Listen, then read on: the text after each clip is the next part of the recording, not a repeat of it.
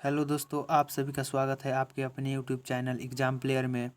तो दोस्तों, आज हम देखने वाले हैं हिंदी के बहुत ही महत्वपूर्ण चैप्टर कारक, जो कि इससे बहुत सारे प्रश्न एग्ज़ाम में पूछे जाते हैं और पूछे भी जाएंगे नेक्स्ट एग्ज़ाम में। तो चलिए शुरू करते हैं आज का ये कारक चैप्टर का वीडियो। तो चलिए शुरू करते हैं। कारक। तो फर्स्ट है कारक कहते किसे हैं। कारक किसे कहते हैं? तो होता है वाक्य में जिस शब्द का संबंध क्रिया से होता है उसे कारक कहते हैं। वाक्य में जिस शब्द का संबंध क्रिया से होता है उसे कारक कहते हैं। इन्हें विभक्ति या प्रसर्ग यानी कि बाद में जुड़ने वाले भी कहा जाता है। ये सामान्यतः स्वतंत्र होते हैं और संज्ञा या सर्वनाम के साथ प्रयुक्त होते हैं। हिंदी में प्रसर्ग प्रत्ययों के विकसित रूप है। हिंदी में 8 कारक माने गए हैं जो निम्न है। यानी कि कारक का अर्थ हुआ कि संज्ञा या सर्वनाम के जिस रूप से वाक्य के अन्य शब्दों के साथ उसका संबंध सूचित हो उसे कारक कहते हैं। इसका कहने का मतलब यही हुआ कारक की परिभाषा कि संज्ञा या सर्वनाम के जिस रूप से वाक्य के अन्य शब्दों के साथ उसका संबंध सूचित हो उसे कारक कहते हैं। तो कारक के कुल 8 भेद हैं। कारक के कितने भेद हैं? कुल 8 भेद। कर्ता कारक, कर्म कारक, करण कारक, संप्रदान कारक, आपादान कारक, संबंध कारक, अधिकरण कारक एवं संबोधन कारक। फिर से देखिएगा, कर्ता कारक, कर्म कारक, करण कारक, संप्रदान कारक, आपादान कारक, संबंध कारक, अधिकरण कारक एवं संबोधन कारक, ये सभी कारक के भेद हैं। अब है कारक के विभक्ति चिन्ह। कारक का नाम विभक्ति बोधक चिन्ह। कर्ता यानी कर्ता में ने चिन्ह का प्रयोग होता है। कर्ता कारक ने, कर्ता ने कर्म को करण से के द्वारा, संप्रदान को के लिए, आपादान से यानी कि अलगाव के रूप में आपादान का मतलब होता है अलग होना। इसके बाद है संबंध, का के की रा रे री ना ने, ये सब हुआ संबंध कारक के विभक्ति चिन्ह। अधिकरण में हुआ में या पर, में पर जो होता है वह अधिकरण होता है। संबोधन हे, अजी, अहो, अरे, ये सभी संबोधन कारक के उदाहरण है। हे, अजी, अहो, अरे इत्यादि ये सभी संबोधन कारक के उदाहरण है। संबोधन कारक।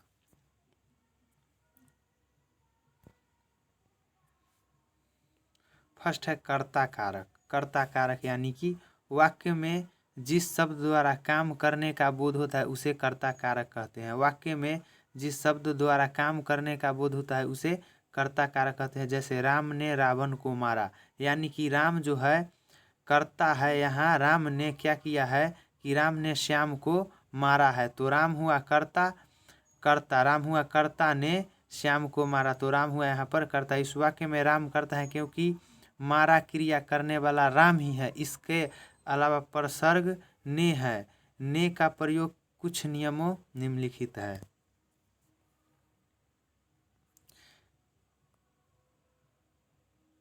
जैसे कि ने का प्रयोग केवल तिर्यक संज्ञा और सर्वनाम के बाद होता है। जैसे राम ने, लड़कों ने, मैंने, तुमने, आपने इत्यादि। नेक्स्ट है ने का प्रयोग कर्ता के साथ तब होता है जब क्रिया सकर्मक तथा सामान्य भूत, आसन्न भूत, पूर्ण भूत और संदिग्ध भूत काली में कर्मवाच्य या भाववाच्य हो। जैसे सामान्य भूत बालक ने पुस्तक पढ़ी, आसन्न भूत बालक ने पुस्तक पढ़ी, पूर्ण भूत बालक ने पुस्तक पढ़ी है। सामान्य भूत में हुआ, सामान्य भूत में बालक ने पुस्तक पढ़ी, आसन्न भूत में बालक ने पुस्तक पढ़ी है और पूर्ण भूत में बालक ने पुस्तक पढ़ ली थी। संदिग्ध भूत में बालक ने पुस्तक पढ़ी होगी। संदिग्ध भूत में हुआ कि बालक ने पुस्तक पढ़ी होगी। हेतु मध्य भूत में पुस्तक पढ़ी होती तो उत्तर ठीक दिया होता। ये हुआ हेतु मध्य भूत। तो कारक में होता है कि जिस कारक में होता है कि जिस वाक्य में जिस शब्द द्वारा काम करने का बोध हो, यानी कि कोई काम करता है तो उसे कर्ता कारक कहते हैं। जैसे राम ने श्याम को पीटा, यहाँ पर ने चिन्ह जो है वह कर्ता कारक की विभक्ति है और करने वाला कौन है? राम। तो याद रखिएगा, कर्ता में जिस शब्द द्वारा काम करने का बोध होता है उसे कर्ता कारक कहते हैं। जैसे राम ने श्याम को मारा, तो यहाँ पर राम हुआ कर्ता कारक। दूसरा है कर्म कारक। कर्म कारक होता है कि वाक्य में क्रिया का प्रभाव या फल जिस पर पड़े, यानी कि वाक्य में क्रिया का प्रभाव या फल जिस पर पड़ता है उसे कर्म कारक कहते हैं।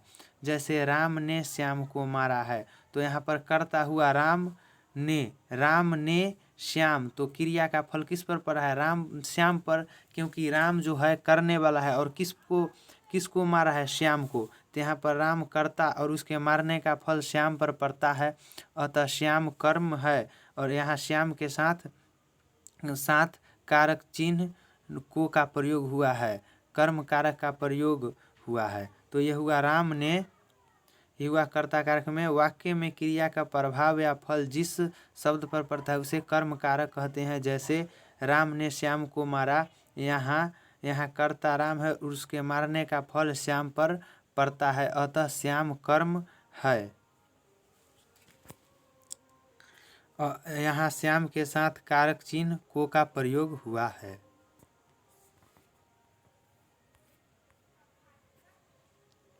नेक्स्ट है करण कारक। करण का अर्थ होता है साधन। करण का अर्थ क्या होता है? साधन। संज्ञा का वह रूप जिससे किसी क्रिया के साधन का बोध हो उसे करण कारक कहते हैं। करण का अर्थ होता है साधन, और संज्ञा का वह रूप जिससे किसी क्रिया के साधन का बोध हो उसे करण कारक कहते हैं। जैसे शिकारी ने शेर को बंदूक से मारा, तो शिकारी ने शेर को किस चीज़ से? बंदूक से। तो यहाँ पर बंदूक क्या हुआ? बंदूक एक हुआ करण, यानी कि साधन। इस वाक्य में बंदूक द्वारा शेर का मारने का उल्लेख है, अतः बंदूक करण कारक हुआ। करण कारक चिन्ह से, के द्वारा, के कारण, के साथ, के बिना आदि होता है। तो शिकारी ने शेर को बंदूक से मारा, तो यहाँ बंदूक से हुआ करण कारक। नेक्स्ट है संप्रदान कारक। संप्रदान कारक जिसके लिए कुछ किया जाए या जिसको कुछ दिया जाए इसका बोध कराने वाले शब्द को संप्रदान कारक कहते हैं। जिसके लिए कुछ किया जाए या जिसको कुछ दिया जाए इसका बोध कराने वाले शब्द को संप्रदान कारक कहते हैं। जैसे उसने विद्यार्थी को पुस्तक दी, इस वाक्य में विद्यार्थी संप्रदान और इसका चिन्ह को है, यानी कि विद्यार्थी को। तो विद्यार्थी को यहाँ पर को चिन्ह जो है वह संप्रदान कारक है। विद्यार्थी को पुस्तक दी, कर्म और संप्रदान कारक के विभक्ति चिन्ह को है, परंतु दोनों के अर्थ में अंतर है। संप्रदान का को के लिए अवयव के साथ या उसके अर्थ में प्रयुक्त होता है, जबकि कर्म के को लिए अर्थ से इसका संबंध नहीं है।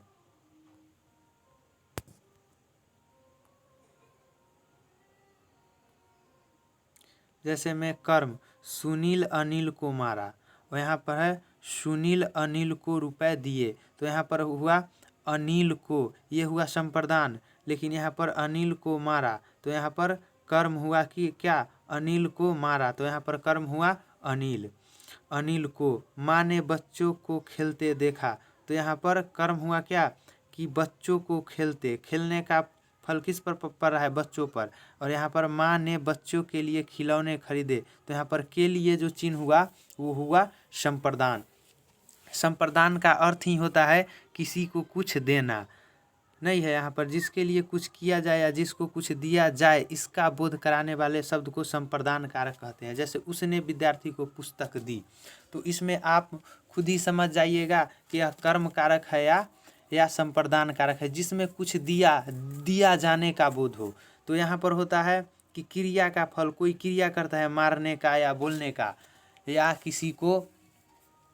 किसी को डराने का या किसी को पीटने का कार्य करता है, लेकिन इसमें जो होता है वो किसी को कुछ देता है, किसी को कुछ देने का बोध होता है संप्रदान में। तो कर्म कारक और संप्रदान में कन्फ्यूजन नहीं होना है। नेक्स्ट है आपादान कारक। आपादान कारक, आपादान का मतलब होता है कि किसी से अलग होना या डरना, रक्षा करना, विद्या सीखना, तुलना करने का भाव प्रकट हो, उसे आपादान कारक कहते हैं। संज्ञा या सर्वनाम के जिस रूप से दूर होने, निकलने, डरने, रक्षा करने, विद्या सीखने, तुलना करने का भाव प्रकट होता है, उसे आपादान कारक कहते हैं। इसका चिन्ह से है। जैसे मैं अल्मीडा से आया हूँ, मैं अल्मीडा से आया हूँ, यहाँ पर अल्मीडा से का अर्थ हुआ अल्मीडा से अलग होना, यानी कि अल्मीडा कोई जगह है उससे वह अलग हो रहा है, तो ये यहाँ पर हुआ आपादान कारक। मैं जोशी जी से आशुलिपि सीखता हूँ, तो यहाँ पर हुआ मैं जोशी जी से सीखने का कार्य हुआ, यहाँ पर सीखने का कार्य हुआ, तो यह हुआ आपादान। आपने मुझे हानि पहुँचाया, आपने मुझे हानि पहुँचाया, तो ये हुआ तुलना करने का भाव प्रकट। अंकित ममता से छोटा है, ये तुलना करने का भाव प्रकट है। हिरन शेर से डरता है, तो ये हुआ डरने का अर्थ। तो यहाँ पर अपादान कारक का ही मतलब होता है संज्ञा सर्वनाम के जिस रूप से दूर होने, निकलने, डरने, रक्षा करने, विद्या सीखने, तुलना करने का भाव प्रकट हो, उसे अपादान कारक कहते हैं। जैसे मैं अल्मीडा से आया हूँ, यहाँ अल्मीडा से का अर्थ हुआ कि वह अल्मीडा कोई जगह है वहाँ से अलग हुआ है। मैं जोशी जी से आशुलिपि सीखता हूँ, तो यहाँ पर सीखने का कार्य हुआ। आपने मुझे हानि पहुँचाया, तो इसमें हुआ हानि पहुंचाने का हुआ अपादान कारक। अंकित ममता से छोटा है, तो यहाँ पर तुलना करने का कार्य हुआ। हिरन शेर से डरता है, तो ये डरने का कार्य हुआ, ये हुआ अपादान कारक के उदाहरण। नेक्स्ट है संबंध कारक। संबंध का मतलब हुआ किसी से रिलेशन, यानी कि संबंध, कोई उसके ब्लड रिलेशन या कोई संबंधित हो। जैसे संज्ञा या सर्वनाम के जिस रूप से किसी अन्य शब्द के साथ संबंध या लगाव प्रतीत हो, उसे संबंध कारक कहते हैं। क्या है कि संज्ञा या सर्वनाम के जिस रूप से किसी अन्य शब्द के साथ संबंध या लगाव प्रतीत हो, उसे संबंध कारक कहते हैं। यानी संज्ञा या सर्वनाम के जिस रूप से किसी अन्य शब्द, यानी कि संज्ञा सर्वनाम के रूप और उस रूप से किसी अन्य कोई दूसरा शब्द के साथ संबंध या लगाव प्रतीत हो, तो उसे संबंध कारक कहते हैं, संबंध कारक कहते हैं। जैसे अनीता सुरेश की बहन है, तो यहाँ पर अनीता जो है वह सुरेश की बहन है, तो इन दोनों के बीच बहन और भाई का रिश्ता है। अनिल अजय का भाई है, तो यहाँ पर भाई भाई का रिश्ता है, तो ये हुआ संबंध कारक। सुरेश वीरेंद्र का मित्र है, तो यहाँ पर सुरेश वीरेंद्र के बीच मित्रता का संबंध है।